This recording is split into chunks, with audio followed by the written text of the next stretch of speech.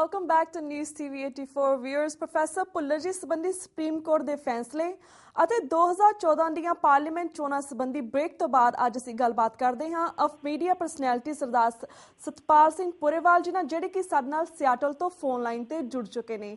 ਜੀ ਵੀਰ ਜੀ, ਵਾਹਿਗੁਰੂ ਜੀ ਕਾ ਖਾਲਸਾ, ਵਾਹਿਗੁਰੂ ਜੀ ਕੀ ਫਤਿਹ। ਮੇਰੇ ਵੱਲੋਂ ਵੀ ਆਪ ਜੀ ਨੂੰ ਅਤੇ ਟੀਵੀ 84 ਤੇ ਸਾਰੇ ਦਰਸ਼ਕਾਂ ਨੂੰ ਵਾਹਿਗੁਰੂ ਜੀ ਕਾ ਖਾਲਸਾ, ਵਾਹਿਗੁਰੂ ਜੀ ਕੀ ਫਤਿਹ। ਸਤਿ ਸ੍ਰੀ ਅਕਾਲ, ਨਮਸਕਾਰ ਤੇ ਆਦਾਬ ਅਰਜ਼ ਕਰਦਾ ਸਾਰਿਆਂ ਨੂੰ। ਆਸ ਕਰਦਾ ਕਿ ਪ੍ਰਵਾਨ ਕਰਨਗੇ। ਜੀ ਬਿਲਕੁਲ ਵੀਰ ਜੀ। ਤੇ ਵੀਰ ਜੀ, ਅੱਜ ਸਭ ਤੋਂ ਪਹਿਲਾਂ ਪ੍ਰੋਫੈਸਰ ਭੁੱਲਰ ਜੀ ਦੀ ਫਾਂਸੀ ਦੇ ਖਤਮ ਹੋਣ ਅਤੇ ਇਸ ਨੂੰ ਉਮਰ ਕੈਦ ਦੇ ਫੈਸਲੇ ਵਿੱਚ ਬਦਲਣ ਸੰਬੰਧੀ ਤੁਸੀਂ ਕੀ ਕਹਿਣਾ ਚਾਹੋਗੇ? ਸਭ ਤੋਂ ਪਹਿਲਾਂ ਤਾਂ ਭੈਣ ਜੀ ਮੈਂ ਨਾ ਹਿੰਦੁਸਤਾਨ ਦੇ ਇਨਸਾਫ ਦੀ ਇੱਕ ਗੱਲ ਕਰਨ ਲੱਗਾ, ਛੋਟੀ ਜਿਹੀ। ਜੇ ਉਹਨੂੰ ਥੋੜਾ ਜਿਹਾ ਇੱਕ ਲਾਈਨ ਚ ਕਹਿਣਾ ਹੋਏ ਨਾ, ਤੇ ਇੱਕ ਸ਼ਾਇਰ ਨੇ ਲਾਈਨ ਤਾਂ ਥੋੜੀ ਜਿਹੀ ਥੋੜੀ ਜਿਹੀ ਡਿਵੈਲਪਮੈਂਟ ਮੈਂ ਆਪ ਕੀਤੀ ਹੈ ਕਿ ਨਾ ਤੜਫਨੇ ਕੀ इजाजत है, ना फरियाद की है, दम घुट के मर जाऊं कि ये मर्जी मेरी सरकार की है जी। घट गिणतियां लई ਉੱਥੇ ਇਨਸਾਫ ਦੀ ਇਹ ਹਾਲਤ ਹੈ ਜਿਹੜੀ ਮੈਂ ਇਹ ਸਿਰਫ ਇੱਕ ਲਾਈਨ ਵਿੱਚ ਮਤਲਬ ਕਿਸੇ ਸ਼ਾਇਰ ਨੂੰ ਤਾਂ ਲਿਖਿਆ ਕਿ ਮਤਲਬ ਕਿਸੇ ਵੀ ਪੱਖ ਨੂੰ ਤੁਸੀਂ ਲੈ ਲਓ ਜੀ, ਤੇ ਉੱਥੇ ਘੱਟ ਗਿਣਤੀ ਦੇ ਸਿੱਖਾਂ ਲਈ, ਪ੍ਰੋਫੈਸਰ ਸਾਹਿਬ ਹੋਣਾ ਲਈ ਨਹੀਂ, ਇਕੱਲੇ ਹਰ ਬੰਦੇ ਲਈ ਉੱਥੇ ਜਿਹੜਾ ਇਨਸਾਫ ਹੈ ਉਹ ਇਸੇ ਤਰ੍ਹਾਂ ਹੀ ਹੈ। ਬਿਲਕੁਲ।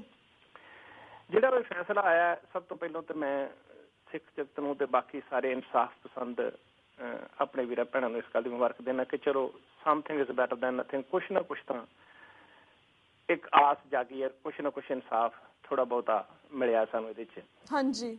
ਪਰ ਇਹਦੇ ਇਨਸਾਫ ਮਿਲਣ ਨਾਲ ਜੇ ਸਭ ਤੋਂ ਵੱਧ ਜੇ ਤਕਲੀਫ ਦੀ ਗੱਲ ਕਰੀਏ ਨਾ, ਤੇ ਦੋ ਬੰਦਿਆਂ ਨੂੰ ਹੋਈ ਹੈ ਜੀ। ਮਨਿੰਦਰ ਬੇਟੇ ਨੂੰ ਬਹੁਤ ਜ਼ਿਆਦਾ ਤਕਲੀਫ ਹੋਈ ਹੈ। ਬਿਲਕੁਲ।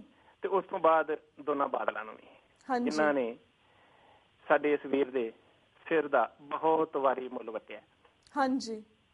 ਹੁਣ ਵੀ ਉਹਨਾਂ ਨੂੰ ਇਹ ਤਕਲੀਫ ਬਹੁਤ ਜ਼ਿਆਦਾ ਇਸ ਗੱਲ ਤੇ ਪਹੁੰਚੀ ਹੈ, ਤੇ ਉਹਨਾਂ ਨੇ ਆਖਿਆ ਜੀ ਕਾਂਗਰਸ ਦੀ ਚਾਲ ਹੈ। ਅਜੇ ਤੱਕ ਵੀ ਤੁਸੀਂ ਪੜ੍ਹੇ ਨੇ ਸਾਰੀਆਂ ਖਬਰਾਂ, ਮੇਰੇ ਖਿਆਲ ਸਾਰੇ ਸਾਡੇ ਜਿੰਨੇ ਵੀ ਦਰਸ਼ਕ ਨੇ ਇਹਨਾਂ ਨੇ ਆਪ ਵੀ ਖੁਦ ਵੀ ਬਹੁਤ ਕੁਛ ਪੜ੍ਹਿਆ ਜੀ ਤੇ ਸੁਣਿਆ ਵੀ ਹੈ ਕਿ ਸਭ ਤੋਂ ਵੱਧ ਇਹਨਾਂ ਬੰਦਿਆਂ ਨੂੰ ਤਕਲੀਫ ਪਹੁੰਚੀ ਹੈ। ਪਰ ਦੂਜੇ ਪਾਸੇ ਮੈਂ ਇੱਕ ਦਿਨ ਵੇਖ ਰਿਹਾ ਸਾਂ ਜਸ ਪੰਜਾਬੀ ਵੀ, ਤੇ ਬਾਦਲ ਸਾਹਿਬ ਉਹਨਾਂ ਨੇ ਮੁਬਾਰਕ ਵੀ ਭੇਜੀ ਹੈ, ਜਿਹੜਾ ਕਿ ਇੱਕ ਮਤਲਬ ਕੁਝ ਮਜ਼ਾਕ ਜਿਹਨੂੰ ਕਹਿ ਲਓ। ਹਾਂਜੀ। ਪਿਛਲੀ ਹਿਸਟਰੀ ਵੇਖ ਲਓ ਕਿ ਜੇ ਅੰਮ੍ਰਿਤਸਰ ਉਹਨਾਂ ਨੂੰ ਤਬਦੀਲ ਕਰਨ ਦੀ ਉਹਨਾਂ ਦੇ ਵਾਈਫ ਨੇ ਕੀਤੀ, ਭੈਣ ਜੀ ਉਹਨਾਂ ਨੇ, ਤੇ ਉਹਨੂੰ ਕਿਵੇਂ ਰਿਜੈਕਟ ਕੀਤਾ ਇਹਨਾਂ ਨੇ ਕਿ ਨਹੀਂ ਉਹ ਖਤਰਨਾਕ ਅੱਤਵਾਦੀ, ਮੈਂ ਇੱਥੇ ਨਹੀਂ ਲਿਆਉਣਾ, ਹਨਾ। ਤੇ ਹੁਣ ਉਹਨਾਂ ਨੂੰ ਜੇ ਮਾਫੀ ਦੋਨੋਂ ਪਾਸੇ ਬਿਆਨ ਦੇ ਦਿੱਤੇ ਨੇ, ਦੋ ਵੱਖ-ਵੱਖ। ਪਹਿਲੇ ਤੇ ਤਕਲੀਫ ਹੀ ਜ਼ਾਹਿਰ ਕਰ ਦਿੱਤੀ, ਤੇ ਮੁੜ ਕੇ ਮੈਂ ਜਸ ਪੰਜਾਬੀ ਤੇ ਸੁਣਿਆ ਉਹਨਾਂ ਦਾ ਇੱਕ ਵਰਕਰ ਸੀ ਜਿਹਨੇ ਜਸ ਪੰਜਾਬੀ ਤੇ ਇਸ ਗੱਲ ਦੀ ਮੁਬਾਰਕ ਵੀ ਦਿੱਤੀ ਜੀ ਜੀ। ਰਹੀ ਗੱਲ ਉਹਨਾਂ ਦੀ, ਵੇਖੋ 19 ਸਾਲ ਇਨਸਾਫ ਦੇ ਡੀਕ ਕੇ ਸਿਰ ਤੇ ਫਾਂਸੀ ਦੀ ਤਲਵਾਰ ਲਗਾਤਾਰ ਲਟਕਦਿਆਂ ਜਿਹਾ ਸਮਾਂ ਉਹਨਾਂ ਨੇ ਗੁਜ਼ਾਰਿਆ। ਹਾਂਜੀ। ਫਿਰ ਉਹਨਾਂ ਦੇ ਆਪਣੇ ਪਰਿਵਾਰ ਚੋਂ, ਜਿਨ੍ਹਾਂ ਦੇ ਉਹਨਾਂ ਦੇ ਪਿਤਾ, ਉਹਨਾਂ ਦੇ ਮਾਸੜ ਜੀ, ਕਿੱਡਾ ਸੰਤਾਪ ਉਹ ਵੱਡਾ ਭੋਗਿਆ। ਉਹਨਾਂ ਤੇ ਕੋਈ ਸੁਣਵਾਈ ਨਹੀਂ। ਉਹਨਾਂ ਬੰਦਿਆਂ ਨੂੰ ਜਿਨ੍ਹਾਂ ਨੇ ਇੰਨਾ ਕੁਛ ਕੀਤਾ, ਉਹਨਾਂ ਨੂੰ ਅੱਜ ਉਹਨਾਂ ਉੱਚਿਆਂ ਅਹੁਦਿਆਂ ਤੇ ਬਿਠਾਲਿਆ ਹੋਇਆ। ਹਾਂਜੀ। ਜੇ ਕਿਸੇ ਨੇ ਯਤਨ ਕੀਤਾ ਉਹਨਾਂ ਨੂੰ, ਉਹਨਾਂ ਤੇ ਕੋਈ ਕੇਸ ਦਾਇਰ ਕਰਨ ਦਾ, ਤੇ ਆਪ ਅਰਜੀ ਦੇ ਕੇ ਇਹਨਾਂ ਨੇ ਬਾਦਲ ਸਰਕਾਰ ਨੇ ਉਹ ਵਾਪਸ ਲੈ ਲਿਆ। ਫਿਰ ਉਹਨੂੰ ਚਲੋ ਕਿਤੇ ਸਮਾਂ ਬਣਿਆ, ਫਿਰ ਬਣੇਗਾ, ਅੜਿਕਾ ਆਏਗਾ ਤਾਂ ਸਹੀ ਫਿਰ ਵੀ, ਪਰ ਫਿਲਹਾਲ ਵੇਖੋ ਤੁਸੀਂ ਇਹਨਾਂ ਦੇ ਕੰਮ ਵੇਖ ਲਓ ਕਿ ਉਹ ਫਿਰ ਵਾਪਸ ਲਿਆ ਉੱਥੋਂ ਜੀ। ਹੁਣ ਜੇ ਉਪਰਾਲਾ ਕੀਤਾ ਹਾਂਜੀ, ਤੇ ਸਭ ਤੋਂ ਪਹਿਲਾਂ ਮੈਂ ਇਸ ਗੱਲ ਦੀ ਮੁਬਾਰਕ ਦੇਣੀ ਚਾਹਾਂਗਾ ਅਰਵਿੰਦ ਕੇਜਰੀਵਾਲ ਨੂੰ ਵੀ ਕਿ ਇਹਦੀ ਸ਼ੁਰੂਆਤ ਹੁਣ ਫਿਰ ਦੁਬਾਰਾ, ਚਲੋ ਭੈਣ ਜੀ ਉਹਨਾਂ ਨੇ ਕੇਸ ਦੁਬਾਰਾ ਫਾਈਲ ਕੀਤਾ, ਪਰ ਸਭ ਤੋਂ ਪਹਿਲੀ ਰਿਪੋਰਟ ਜਿਹੜੀ ਉਹ ਇਹ ਸਿਰਾ ਅਰਵਿੰਦ ਕੇਜਰੀਵਾਲ ਨੂੰ ਜਾਂਦਾ ਅੱਜ ਵੀ, ਕਿ ਉਹਨਾਂ ਨੇ ਯਤਨ ਸ਼ੁਰੂ ਕੀਤਾ ਆਪਣੇ ਆਪ, ਆਪਣੀ ਸਰਕਾਰ ਵੱਲੋਂ ਉਹਨਾਂ ਲਿਖ ਕੇ ਦਿੱਤਾ ਕਿ ਸਾਨੂੰ ਕੋਈ ਇਤਰਾਜ਼ ਨਹੀਂ। ਉਦੋਂ ਬਾਅਦ ਹੀ ਜਿਹੜੀ ਇਹ ਮਜਬੂਰੀ ਬਣੀ ਹੈ ਜੀ ਸੈਂਟਰ ਸਰਕਾਰ ਦੀ, ਕਾਂਗਰਸ ਸਰਕਾਰ ਦੀ, ਕਿ ਹੁਣ ਸਾਡੇ ਕੋਲ ਕੋਈ ਰਾਹ ਨਹੀਂ ਰਹਿਣਾ। ਹਾਂਜੀ। ਤੇ ਉਹਨਾਂ ਦੀ ਮਜਬੂਰੀ ਬਣੀ ਤਾਂ ਉਹਨਾਂ ਨੇ ਲਿਖ ਕੇ ਦਿੱਤਾ। ਪਰ ਅਜੇ ਵੀ ਜਿੰਨਾ ਚਿਰ ਉਹ ਰਿਹਾ ਨਹੀਂ ਹੁੰਦੇ, ਅਜੇ ਗਾਂਹ ਹੋਰ ਕੀ ਲਿਖੇ ਪੈਂਦੇ ਨੇ, ਇਹ ਤੇ ਹਾਲੇ ਸਮਾਂ ਦੱਸੇਗਾ ਜੀ। ਕਿਉਂਕਿ ਜਿਹੜੇ ਸਾਨੂੰ ਇਨਸਾਫ ਦੇਣ ਦੇ ਪਿਛਲੇ ਜਿੰਨੇ ਵੀ ਤੁਸੀਂ ਵੇਖ ਲਓ ਫੈਸਲੇ ਹੋਏ ਨੇ, ਹਾਂਜੀ, ਉਹਨਾਂ ਵਿੱਚ ਇਹ ਗੱਲ ਅਜੇ ਵੀ ਕਹੀ ਜਾ ਸਕਦੀ ਹੈ ਕਿ ਜਿੰਨਾ ਚਿਰ ਰਿਹਾ ਹੋ ਕੇ ਆਉਂਦੇ ਨਹੀਂ, ਉਹਨਾਂ ਚਿਰ ਅਜੇ ਤੱਕ ਕਿਸੇ ਵੀ ਗੱਲ ਤੇ ਯਕੀਨ ਕਰਨਾ ਮੁਸ਼ਕਿਲ ਹੈ। ਬਿਲਕੁਲ ਬਿਲਕੁਲ ਵੀਰ ਜੀ। ਬਾਕੀ ਰਹੀ ਗੱਲ ਕਿ ਜੇ ਤੁਸੀਂ ਥੋੜਾ ਜਿਹਾ ਇਹਨਾਂ ਹਾਲਾਤਾਂ ਨੂੰ ਵੇਖੋ ਨਾ ਕਿ ਹਾਲਾਤ ਪੈਦਾ ਕਿਵੇਂ ਹੋਏ, ਤਾਂ ਅਜੇ ਵੀ ਬਹੁਤ ਸਾਰੇ ਸਾਡੇ ਲੋਕ ਨੇ ਜਿਹੜੇ ਅਜੇ ਵੀ ਇਸ ਉਲਝਣ 'ਚ ਨੇ ਕਿ ਹਾਲਾਤ ਬਣੇ ਕਿਵੇਂ, ਕਿਉਂ ਇਹਨਾਂ ਹਾਲਾਤਾਂ ਨੂੰ ਬਣਾਇਆ ਗਿਆ।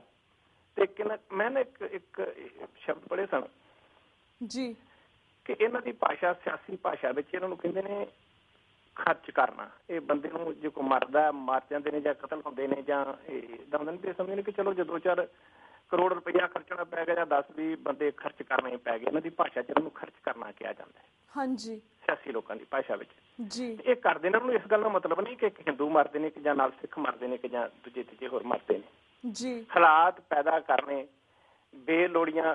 ਮੈਂ ਇੱਕ ਦਸਤਾਵੇਜ਼ ਪੜ੍ਹ ਰਿਹਾ ਸਾਂ, ਪੰਜਾਬ ਅੰਦਰ ਢਾਏ ਜਾ ਰਹੇ ਹਕੂਮਤੀ ਜਬਰ ਬਾਰੇ ਇੱਕ ਵਾਈਟ ਪੇਪਰ ਬਹੁਤ ਪੁਰਾਣਾ ਦੇਸ਼ ਪੰਜਾਬ ਸਟੂਡੈਂਟ ਯੂਨੀਅਨ ਵੱਲੋਂ ਇਹ ਤਿਆਰ ਕੀਤਾ ਗਿਆ ਸੀ ਜੀ। ਯਕੀਨ ਕਰਿਓ ਕਿ 3-4 ਸਫ਼ੇ ਬੜੀ ਮੁਸ਼ਕਲ ਨਾਲ ਪੜ੍ਹ ਹੁੰਦੇ ਨੇ, ਹਾਂਜੀ। ਇਹ ਇੱਥੇ ਇੱਕ ਪ੍ਰੋਫੈਸਰ ਭੁੱਲਰ ਦੀ ਗੱਲ ਨਹੀਂ, ਸਾਡੇ ਹਜ਼ਾਰਾਂ ਪ੍ਰੋਫੈਸਰ ਭੁੱਲਰ ਇਹਨਾਂ ਨੇ ਬੇਕਸੂਰ ਮਾਰ ਦਿੱਤੇ ਨੇ, ਹਾਂਜੀ, ਜਿਨ੍ਹਾਂ ਦੀ ਅੱਜ ਤੱਕ ਕੋਈ ਸੁਣਵਾਈ ਨਹੀਂ, ਕੋਈ ਇਨਕੁਆਇਰੀ ਨਹੀਂ ਕਿਤੇ। ਹੁਣ ਮੈਂ ਤਾਜ਼ੀ ਖਬਰ ਹਾਲੇ ਹੁਣੇ ਪੜ੍ਹ ਕੇ ਹਟਿਆ ਕਿ ਬਠਿੰਡਾ ਦੇ ਵਿੱਚ 8 ਪੁਲਿਸ ਮੁਲਾਜ਼ਮਾਂ ਨੂੰ ਉਹਨਾਂ ਨੇ ਮਤਲਬ ਇੱਕ ਕੇਸ ਵਿੱਚ ਸਜ਼ਾ ਦਿੱਤੀ, ਉਮਰ ਕੈਦ ਦੀ ਸਜ਼ਾ ਦਿੱਤੀ ਹੈ, ਹਾਂਜੀ। ਸਾਡੇ ਹੀ ਭਰਾ ਸਨ, ਵੇਖੋ ਕਤਲ ਹੋਣ ਵਾਲੇ ਤੇ ਸਾਡੇ ਹੀ ਭਰਾ ਕਾਤਲ ਨੇ, ਜਿਨ੍ਹਾਂ ਨੂੰ ਕਿਵੇਂ ਗੁੰਮਰਾਹ ਕੀਤਾ ਇਹਨਾਂ ਲੋਕਾਂ ਨੇ ਜੀ, ਬਿਲਕੁਲ, ਸਿਰਫ ਮਤਲਬ ਆਪਣੀ ਕੁਰਸੀ ਦੀ ਭੁੱਖ ਲਈ, ਹਾਂਜੀ। ਮੈਂ ਇੱਕ ਛੋਟਾ ਜਿਹਾ ਜ਼ਿਕਰ ਜ਼ਰੂਰ ਕਰਨਾ ਚਾਹਾਂਗਾ ਕਿ 1999 ਦੇ ਇਲੈਕਸ਼ਨ ਦੇ ਵਿੱਚ ਜਦੋਂ VP ਸਿੰਘ ਪ੍ਰਧਾਨ ਮੰਤਰੀ ਬਣਿਆ ਨਾ, ਤੇ ਉਹਨੇ ਪੰਜਾਬ 'ਚ ਇਲੈਕਸ਼ਨ ਕਰਾਉਣ ਦੀ ਗੱਲ ਕੀਤੀ ਸੀ। ਜੇ ਕਿਤੇ ਉਦੋਂ ਇਲੈਕਸ਼ਨ ਹੋ ਜਾਂਦੇ ਤੇ ਹਾਲਾਤ ਕੁਝ ਹੋਰ ਹੋਣੇ ਸਨ, ਪਰ ਉਹਨਾਂ ਇਲੈਕਸ਼ਨਾਂ ਨੂੰ ਰੋਕ ਕੇ ਇਹਨਾਂ ਨੇ ਉਸ ਵਕਤ, ਮੈਨੂੰ ਫਿਰ ਗੱਲ ਯਾਦ ਆਉਂਦੀ, ਡਾਕਟਰ ਸਾਹਿਬ ਕਹਿੰਦੇ ਹੁੰਦੇ ਨੇ ਕਿ ਇਹ ਸਿੱਖ ਸਿੱਖ ਦੇ ਦੋਨੋਂ ਪਾਸੇ ਨੇ, ਕਾਂਗਰਸ ਤੇ BJP ਦੋਨਾਂ ਦੇ ਰਲ ਕੇ ਸੰਵਿਧਾਨ ਵਿੱਚ 2 ਵਾਰ ਸੋਧ ਕੀਤੀ ਤੇ ਪੰਜਾਬ 'ਚ ਇਲੈਕਸ਼ਨ ਨਹੀਂ ਹੋਣ ਦੇਣੇ ਜੀ। ਉਹ ਇਲੈਕਸ਼ਨ ਰੋਕ ਕੇ ਤੇ ਇਸੇ ਅਡਵਾਨੀ ਨੂੰ, ਜਿਹਨੂੰ ਅਸੀਂ ਹੁਣ ਤੱਕ ਕੁਸ਼ਲ ਬਿਠਾਈ ਰੱਖਿਆ, ਭਾਵੇਂ ਨੇ ਆਪਣੀ ਕਿਤਾਬ 'ਚ ਕਿਹਾ ਵੀ ਮੈਂ ਸਾਰਾ ਕੁਛ ਕਰਵਾਇਆ, ਪਰ ਦੂਜੇ ਪਾਸੇ ਇਹ ਵੇਖੋ ਤੁਸੀਂ ਵੀ ਇਸ ਬੰਦੇ ਨੇ ਫਿਰ ਰੱਥ ਯਾਤਰਾ ਕੱਢੀ। ਉਸ ਹਾਲਾਤ ਨੂੰ ਇਹ ਮਤਲਬ ਇਹਨਾਂ ਨੇ ਸਾਨੂੰ ਉਦੋਂ ਗਲਤ ਪੜ੍ਹਿਆ, ਇਸ ਗੱਲ ਤੇ ਜਾਣ ਬੁੱਝ ਕੇ ਗਲਤ ਪੜ੍ਹਿਆ ਕਿ ਇਹ ਹੁਣ ਪੂਰੀ ਤਰ੍ਹਾਂ ਡਰ ਚੁੱਕੇ ਨੇ, ਜਿਹੜੇ ਇਹਨਾਂ ਨੇ VP ਸਿੰਘ ਦਾ ਇੰਨਾ ਜ਼ਿਆਦਾ ਜ਼ੋਰ ਨਾਲ ਸਵਾਗਤ ਕੀਤਾ ਹੈ, ਤੇ ਇਹ ਇੱਕ ਹੋਰ ਢੁਕਮਾ ਸਮਾਂ ਕਿ ਇਹਨਾਂ ਨੂੰ ਪੂਰੀ ਤਰ੍ਹਾਂ ਦਬਾ ਦਿਓ, ਹਾਂਜੀ। ਤੇ ਉਲਟਾ ਇਨਸਾਫ ਕਰਨ ਦੀ ਜਾਂ ਪੰਜਾਬ 'ਚ ਇਲੈਕਸ਼ਨ ਕਰਕੇ ਉਹਨਾਂ ਹਾਲਾਤਾਂ ਨੂੰ ਠੀਕ ਕਰਨ ਦੀ ਬਜਾਏ ਇਹਨਾਂ ਨੇ ਉਹ ਸੰਵਿਧਾਨ 'ਚ ਸੋਧ ਕਰਕੇ ਇਲੈਕਸ਼ਨ ਨੂੰ ਪੋਸਟਪੋਨ ਕੀਤਾ, ਕੀਤਾ ਤੇ ਫਿਰ ਇਹਨੇ ਰੱਥ ਯਾਤਰਾ ਕੱਢ ਕੇ ਇਹ ਦੱਸਣ ਦਾ ਯਤਨ ਕੀਤਾ ਕਿ ਸਾਊਥ ਤੋਂ ਲੈ ਕੇ ਨਾਰਥ ਤੱਕ ਮੇਰਾ ਰਾਜ ਚੱਲਦਾ, ਮੇਰਾ ਹੁਕਮ ਚੱਲਦਾ ਇਸ ਧਰਤੀ ਤੇ, ਸਿਰਫ ਇਹੋ ਮਕਸਦ ਲਈ, ਕੋਈ ਮਕਸਦ ਨਹੀਂ ਸੀਗਾ। ਤੇ ਉਸ ਇਲੈਕਸ਼ਨ ਰੋਕਣ ਕਰਕੇ ਮੁੜ ਕੇ ਤੁਹਾਡੇ ਸਾਹਮਣੇ ਇੱਕ ਹਜ਼ਾਰਾਂ ਦੇ ਹਿਸਾਬ ਨਾਲ ਬੰਦੇ ਮਰੇ ਨੇ ਜੀ, ਬਿਲਕੁਲ ਬਿਲਕੁਲ। ਤੇ ਉਹਨਾਂ ਦੀ ਕੋਈ ਸੁਣਵਾਈ ਨਹੀਂ। ਜੇ ਉਹ ਦਿੱਲੀ ਦੰਗੇ ਹੋਏ ਨੇ ਤੇ ਉਹਨਾਂ ਦੀ ਕਿਤੇ ਨਾ ਕਿਤੇ ਇਹ ਵੋਟਾਂ ਦੇ ਵਿੱਚ ਆਣ ਕੇ ਉਹਨਾਂ ਦੀ ਚਰਚਾ ਕਰਦੇ ਰਹਿੰਦੇ ਨੇ, ਤੇ ਜਿਹੜਾ ਇੱਥੇ ਇਹਨਾਂ ਬੰਦਾ ਨੰਬਰ ਤਾਂ ਹਾਲੇ ਭਾਵੇਂ ਨਹੀਂ ਐਗਜ਼ੈਕਟ, ਪਰ ਕਈ ਵਾਰੀ ਜਿਹੜੇ ਵਿਦਵਾਨ ਨੇ ਜਿਹੜੇ ਫਿਰ ਵੀ ਮਾਹਰ ਨੂੰ ਦੱਸਦੇ ਨੇ ਕਿ 50,000 ਤੋਂ ਉੱਤੇ ਬੰਦਾ ਇਹਨਾਂ ਨੇ ਮਤਲਬ ਮਾਰਿਆ ਪੰਜਾਬ 'ਚ, ਹਾਂਜੀ। ਤੇ ਉਹਨਾਂ ਦਾ ਅਜੇ ਤੱਕ ਕਿਤੇ ਕੋਈ ਜ਼ਿਕਰ ਨਹੀਂ, ਬਿਲਕੁਲ। ਕਿੰਨੇ ਸਾਡੇ ਅਜੇ ਵਿਚਾਰੇ ਪ੍ਰੋਫੈਸਰ ਭੁੱਲਰ ਵਰਗੇ ਸਾਡੇ ਹੋਰ ਵੀਰ ਅਜੇ ਜੇਲ੍ਹਾਂ ਚ ਰੋਲਣ ਡਏ ਨੇ, ਜਿਹਨਾਂ ਦੀ ਕੋਈ ਸੁਣਵਾਈ ਨਹੀਂ। ਕਿ 14 ਸਾਲ ਦੇ ਬੱਚੇ ਜਿਹੜੇ ਬੁੱਢੇ ਹੋ ਗਏ ਨੇ ਉੱਥੇ ਜੇਲ੍ਹਾਂ 'ਚ, ਇਹਨਾਂ ਦੀ ਕੋਈ ਸੁਣਵਾਈ ਨਹੀਂ, ਹਾਂਜੀ। ਇਹਨਾਂ ਦੀ ਹੁਣ ਥੋੜ੍ਹੀ ਬਹੁਤੀ ਹੁਣ ਜਦੋਂ ਇਹਨਾਂ ਦਾ ਗੁਰਬਖਸ਼ ਸਿੰਘ ਜੀ ਵਾਲਾ ਕੇਸ ਸ਼ੁਰੂ ਹੋਇਆ, ਉਹਨਾਂ ਨੇ ਜਦੋਂ ਭੁੱਖ ਹੜਤਾਲ ਕੀਤੀ ਹੈ, ਕਿੰਨੇ ਕੇਸ ਹੋਰ ਮਤਲਬ ਬਾਹਰ ਲਿਆਂਦੇ ਨੇ ਜਿਨ੍ਹਾਂ ਨੇ ਸਜ਼ਾਵਾਂ ਪੂਰੀਆਂ ਕਰ ਲਈਆਂ ਨੇ, ਫਿਰ ਵੀ ਉਹਨਾਂ ਨੂੰ ਛੱਡਣ ਨੂੰ ਤਿਆਰ ਨਹੀਂ, ਹਾਂਜੀ, ਬਿਲਕੁਲ। ਸੋ ਇਹ ਤਾਂ ਜਦੋਂ ਵਿਸ਼ਾ ਛੇੜ ਲਈਏ ਮੁੱਕਣ ਵਾਲਾ ਹੀ ਨਹੀਂ। ਇਹਦੇ ਤੇ ਕਿੰਨਾ ਕੁਛ ਅਸੀਂ ਕਹਿ ਸਕਦੇ ਹਾਂ ਵੀ ਇਹਨਾਂ ਹਨੇਰ ਕਰਦੀ ਘੱਟ ਗਿਣਤੀਆਂ ਲਈ, ਇਹ ਇਕੱਲੀ ਇੱਥੇ ਹੀ ਨਹੀਂ, ਬਿਲਕੁਲ। ਮਤਲਬ ਤੁਸੀਂ ਸਾਊਥ ਚ ਲਾ ਲਓ, ਜਿਹੜੇ ਮੋਦੀ ਨੇ ਉੱਥੇ ਕਿੰਨਾ ਕਤਲੇਆਮ ਕੀਤਾ, ਹੁਣ ਅਮਰੀਕਾ ਵੀ ਇਹ ਗੱਲ ਨੂੰ ਐਕਸੈਪਟ ਕਰੀ ਬੈਠਾ। ਹੁਣ ਦੱਸੋ ਵੀ ਇਹਨਾਂ ਕੋਲ ਤਾਂ ਸਾਰੀ ਇਨਫੋਰਮੇਸ਼ਨ ਹੈ, ਇਕੱਲੀ ਇਹ ਤਾਂ ਝੂਠ ਨਹੀਂ ਬੋਲਦੇ ਹਨ। ਫਿਰ ਅੱਜ ਤੱਕ ਐਮਨੈਸਟੀ ਇੰਟਰਨੈਸ਼ਨਲ ਜਾਂ ਹੋਰ ਜਿਹੜੀਆਂ ਜਥੇਬੰਦੀਆਂ ਨੇ ਜਿਹੜੀਆਂ ਕੋਈ ਆਧਾਰ ਰੱਖਦੀਆਂ ਨੇ, ਉਹਨਾਂ ਨੂੰ ਇਜਾਜ਼ਤ ਕੋਈ ਨਹੀਂ, ਕੋਈ ਇਨਕੁਆਇਰੀ ਨਹੀਂ ਜੀ। ਇੱਥੇ ਜਨਰਲ ਮੁਸ਼ਰਫ ਪਾਕਿਸਤਾਨ ਦੇ ਅਚਾਨਕ ਇੱਥੇ ਸਾਡੇ ਕੋਲ ਆਏ ਇੱਥੇ ਸਿਆਟਲ, ਤੇ ਮੈਨੂੰ ਪਤਾ ਲੱਗ ਗਿਆ ਅਚਾਨਕ। ਮੈਂ ਸੁਣਨ ਵਾਸਤੇ ਗਿਆ, ਮੈਂ ਕਿਹਾ ਚਲੋ ਮੈਂ ਵੀ ਜਾਵਾਂਗਾ, $100 ਦੀ ਟਿਕਟ ਸੀ, ਚਲੋ ਮੇਰੇ ਕੋਲ ਨਹੀਂ ਲਈ, ਮੈਂ ਗਿਆ ਸੁਣਨ ਵਾਸਤੇ। ਉੱਥੇ ਜਦੋਂ ਸਾਰਾ ਬੋਲ ਹਟੇ ਤੇ ਇੱਕ ਸਵਾਲ ਫਿਰ ਮੈਂ ਅਖੀਰ ਚ ਉਹਨਾਂ ਕੋਲ ਕੀਤਾ, ਹਾਂਜੀ। ਮੈਂ ਕਿਹਾ ਜੀ ਮੈਂ ਉਹ ਕੁਦਰਤੀ ਉਸ ਤੋਂ ਪਹਿਲਾਂ ਇੱਕ ਬੀਬੀ ਹਿੰਦੁਸਤਾਨ ਸਰਕਾਰ ਵੱਲੋਂ ਵੀ ਬੋਲੀ ਜੀ, ਤਾਂ ਮੈਨੂੰ ਹੋਰ ਵੀ ਖੁਸ਼ੀ ਹੋਈ। ਮੈਂ ਕਿਹਾ ਹੁਣ ਗੱਲ ਬਣੀ, ਤੇ ਮੈਂ ਉਹਨਾਂ ਅੱਗੇ ਸਵਾਲ ਕੀਤਾ ਹੱਥ ਖੜਾ ਕਰਕੇ। ਮੈਂ ਕਿਹਾ ਵੀ ਮੇਰਾ ਸਵਾਲ ਤੁਹਾਨੂੰ ਇਕੱਲਿਆਂ ਨੂੰ ਨਹੀਂ, ਮੇਰਾ ਸਵਾਲ ਤੁਹਾਨੂੰ ਤਿੰਨਾਂ ਸਰਕਾਰਾਂ ਨੂੰ ਹੈ, ਹਾਂਜੀ। ਹਿੰਦੁਸਤਾਨ ਵੱਲੋਂ ਵੀ ਬੀਬੀ ਇੱਕ ਬੋਲੀ ਹੈ, ਤੁਸੀਂ ਵੀ ਇੱਥੇ ਮੌਜੂਦ ਹੋ ਤੇ ਹੁਣ ਤੁਸੀਂ ਅਮਰੀਕਾ ਚੋਂ ਤੇ ਅਮਰੀਕਾ ਦੇ ਜ਼ਿੰਮੇਵਾਰ ਬੰਦੇ ਵੀ ਇੱਥੇ ਹੈਗੇ ਨੇ। ਹਾਂਜੀ। ਤੇ ਮੈਨੂੰ ਇਹ ਦੱਸੋ ਕਿ ਚਿੱਠੀ ਛੱਤੀ ਸਿੰਘਪੁਰਾ ਤੁਸੀਂ ਘਰਾਂ ਚੋਂ ਕੱਢ ਕੇ ਬੰਦੇ ਮਾਰੇ ਨੇ। ਹਾਂਜੀ। ਬੇਕਸੂਰ ਲੋਕ ਮਾਰੇ ਨੇ, ਅੱਜ ਤੱਕ ਉਹਦੀ ਕੋਈ ਵੀ ਇਨਕੁਆਇਰੀ ਨਹੀਂ। ਫਿਰ ਤੁਸੀਂ ਕਹਿੰਦੇ ਹੋ ਅੱਤਵਾਦ। ਹਾਂਜੀ। ਫਿਰ ਕਿਵੇਂ ਮੁੱਕੇਗਾ? ਉਹਦੀ ਇਨਕੁਆਇਰੀ ਕਿਉਂ ਨਹੀਂ ਅੱਜ ਤੱਕ ਹੋਈ? ਹਾਂਜੀ। ਕਿਤੇ ਇੱਕ ਥੋੜੀ ਗੱਲ ਹੈ, ਬੇਇਨਸਾਫੀਆਂ ਦੀ ਲਿਸਟ ਬੜੀ ਲੰਬੀ ਹੈ, ਹਨਾ। ਬਿਲਕੁਲ। ਤੇ ਫਿਰ ਉਹਨੇ ਇੰਨਾ ਜਵਾਬ ਦਿੱਤਾ ਜੀ ਉਹ ਹਿੰਦੁਸਤਾਨ ਦੀਆਂ ਏਜੰਸੀਆਂ। ਜਦੋਂ ਮੈਂ ਸਵਾਲ ਹੀ ਕੀਤਾ ਜੀ ਬੀਬੀ ਬੋਲਣ ਦੀ ਹਿੰਦੁਸਤਾਨ ਵੱਲੋਂ, ਉਹ ਤਾਂ ਉੱਠ ਕੇ ਚਲੀ ਗਈ ਉਸੇ ਵੇਲੇ ਜੀ। ਤੇ ਉਹਨੇ ਫਿਰ ਵੈਸੇ ਜਨਰਲ ਮੁਸ਼ਰਫ ਨੇ ਇਸ ਗੱਲ ਦਾ ਜਵਾਬ ਦਿੱਤਾ ਕਿ ਉਹ ਸਾਰਾ ਹਿੰਦੁਸਤਾਨ ਦੀਆਂ ਏਜੰਸੀਆਂ ਨੇ ਕਰਵਾਇਆ, ਹਨਾ। ਹਾਂਜੀ। ਤੇ ਕਲਿੰਟਨ ਆਪਣਾ ਸਾਡੇ ਜਿਹੜੇ ਸਨ ਰਾਸ਼ਟਰਪਤੀ, ਉਹ ਵੀ ਲਿਖ ਚੁੱਕੇ ਨੇ ਆਪਣੀ ਬੁੱਕ ਵਿੱਚ। ਮੈਂ ਉਹ ਰੱਖਿਆ ਹੋਇਆ ਡਾਕੂਮੈਂਟ, ਮੈਂ ਵੀ ਸੰਭਾਲ ਕੇ, ਪਰ ਇੱਥੇ ਸਾਡੀ ਆਮ ਲਾਇਬ੍ਰੇਰੀ 'ਚ ਵੀ ਮਿਲ ਜਾਂਦੀ ਹੈ, ਹਨਾ। ਹਾਂਜੀ। ਤੇ ਫਿਰ ਵੀ ਕੋਈ ਇਨਕੁਆਇਰੀ ਨਹੀਂ ਜੀ। ਇਹ ਇਨਸਾਫ ਹੈ ਹਿੰਦੁਸਤਾਨ ਦਾ ਜੀ। ਬਿਲਕੁਲ। ਸੋ ਗੁਰੂ ਕਿਰਪਾ ਕਰਨ, ਸੱਚੇ ਪਾਤਸ਼ਾਹ। ਚਲੋ ਇੱਕ ਆਸ ਹੈ, ਇੱਕ ਗੁਨਾਹ ਬੇਗੁਨਾਹ ਨੂੰ ਵਿਚਾਰਨ ਨੂੰ ਅਸੀਂ ਬਚਾਉਣ ਵਿੱਚ ਜੇ ਕਾਮਯਾਬ ਹੋ ਜਾਂਦੇ ਹਾਂ, ਮਿਹਰ ਕਰਨ। ਬਿਲਕੁਲ ਵੀਰ ਜੀ, ਸਾਨੂੰ ਤਾਂ ਇਸੇ ਚੀਜ਼ 'ਚ ਬਹੁਤ ਖੁਸ਼ੀ ਹੈ ਕਿ ਐਟਲੀਸਟ ਪ੍ਰੋਫੈਸਰ ਭੁੱਲਰ ਜੀ ਨੂੰ ਥੋੜ੍ਹੀ ਬਹੁਤੀ ਰਾਹਤ ਮਿਲੀ ਹੈ। ਤੇ ਸਾਨੂੰ ਅਸੀਂ ਅੱਗੇ ਰੱਬ ਅੱਗੇ ਇਹ ਵੀ ਅਰਦਾਸ ਕਰਦੇ ਜਿਹੜੇ ਸਾਡੇ ਬਾਕੀ ਵੀਰ ਵੀ ਜਿਹੜੇ ਝੂਠੇ ਕੇਸਾਂ ਵਿੱਚ ਫਸੇ ਹੋਏ ਨੇ, ਜਾਂ ਫਿਰ ਜਿਹੜੀਆਂ ਆਪਣੀਆਂ ਕਾਫੀ ਲੰਬੇ ਸਮੇਂ ਤੋਂ ਆਪਣੀਆਂ ਸਜ਼ਾਵਾਂ ਭੁਗਤ ਚੁੱਕੇ ਨੇ, ਅਸੀਂ ਤਾਂ ਇਹੀ ਅਰਦਾਸ ਕਰਦੇ ਰੱਬ ਅੱਗੇ ਕਿ ਰੱਬ ਉਹਨਾਂ ਨੂੰ ਵੀ ਰਾਹਤ ਦੇਵੇ, ਉਹਨਾਂ ਨੂੰ ਵੀ ਜੇਲ੍ਹਾਂ ਦੇ ਵਿੱਚੋਂ ਬਾਹਰ ਕੱਢਿਆ ਜਾਵੇ ਕਿਸੇ ਤਰ੍ਹਾਂ। ਹਾਂਜੀ, ਇਹਦੇ 'ਚ ਵੱਡਾ ਯੋਗਦਾਨ ਜਿਹੜੇ ਪਹਿਰੇਦਾਰ ਦੇ ਆਪਣੇ ਹੈਗੇ ਨੇ ਸੰਪਾਦਕ, ਉਹਨਾਂ ਨੇ ਵੀ ਬੜਾ ਵੱਡਾ ਯੋਗਦਾਨ ਪਾਇਆ। ਕਿੰਨੇ ਲੱਖ ਉਹਨਾਂ ਨੇ ਪਟੀਸ਼ਨਾਂ ਸਾਈਨ ਕਰਵਾ ਕੇ। ਹਾਂਜੀ। ਤੇ ਸਰਦਾਰ ਜਸਪਾਲ ਸਿੰਘ ਜੀ ਹੀਰਾਂ, ਉਹਨਾਂ ਦਾ ਬੜਾ ਯੋਗਦਾਨ ਹੈ। ਉਹਨਾਂ ਵੀਰਾਂ ਦਾ ਵੀ ਬੜੇ ਪੰਥ ਧਰਤੀ ਇਨਸਾਨ ਨੇ। ਤੇ ਕਿੰਨੀਆਂ ਉਹਨਾਂ ਨੇ ਸਾਈਨ ਕਰਾ ਕੇ ਪਟੀਸ਼ਨਾਂ ਉੱਥੇ ਜਾ ਕੇ ਭੇਜੀਆਂ ਨੇ, ਬੜਾ ਯੋਗਦਾਨ ਚ ਪਾਇਆ।